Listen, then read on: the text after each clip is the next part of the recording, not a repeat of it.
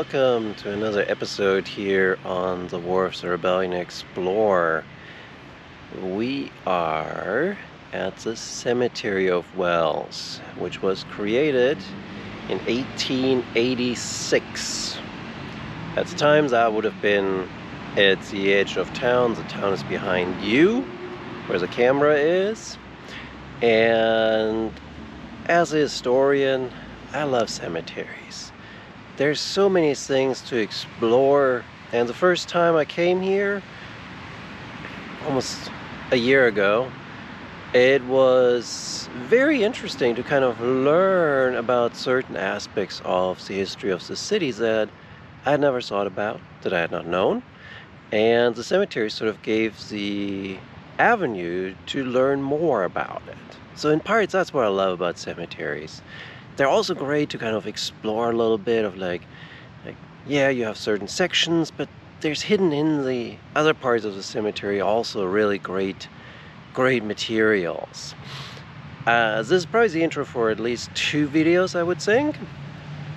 So bear with me on that. And I'm not sure how much I will be talking in there. It is Sunday morning, one of my last days here in the city of Wels before we move to North Germany. But most people should be in church. But there's also the tradition of going to the cemetery on Sunday, so I'm not sure how crowded we'll be in there. So we'll just see. Potentially we'll do a little bit of studio voice overlay. But we'll see. Let's go in there and explore the cemetery.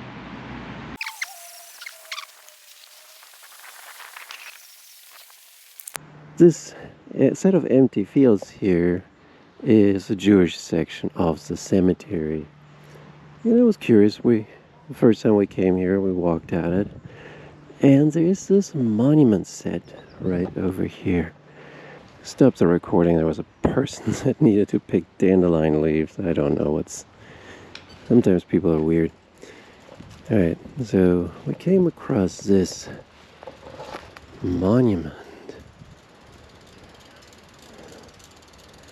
And this is a Jewish section of the cemetery, so of course this sparks your interest, right? It is in Hebrew, Hungarian, and then German.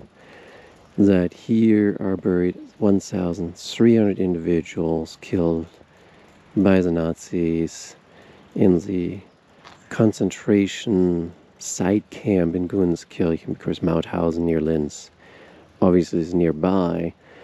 And initially when we first saw this, and I just looked at the name, right? You immediately were like, there's a lot of German names, but there's also a lot of like Janos, Laszlo, Gary, Fülop, Gulia. So there's a lot of these Hungarian names. So it immediately was like, okay, so this is individuals from Hungary that are buried here.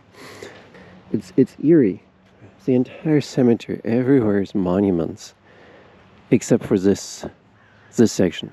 It's just 2 empty fields, and there's some monuments to individuals who are probably not buried in that exact spot, but for family members to kind of be like, okay, this is roughly the spot where our family was. There's one that I saw where it's like some family member who lives in Australia put a plaque up. But you also have differences, like right there's a person that claims they died in Wels. Here's somebody who's died in Hersching. So this is towns in the immediate surroundings. The ones over here are really interesting. Like, we have the one down here where the son commemorates a father who was gunshot killed in Gunskirchen. And there you have one that is devoted to victim of Nazi brutality in Mauthausen. So yeah, it's a very eerie section, but also again very powerful reminder of the past of this region, right? Like, time did not permit, unfortunately, to actually explore the side camp in Gunskirchen, and we also didn't make it to Mauthausen, unfortunately. But it is fascinating to see this.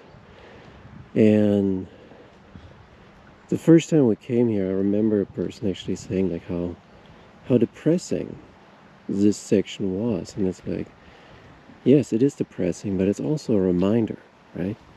This is individuals who were murdered to eradicate them from the face of the earth, and there's not a lot of monuments, right? Like the victims of the bombing raids have monuments with names. The victims of refugee victims have monuments with names. The individuals who died as soldiers from the town in World War I or II have monuments with names. This section doesn't.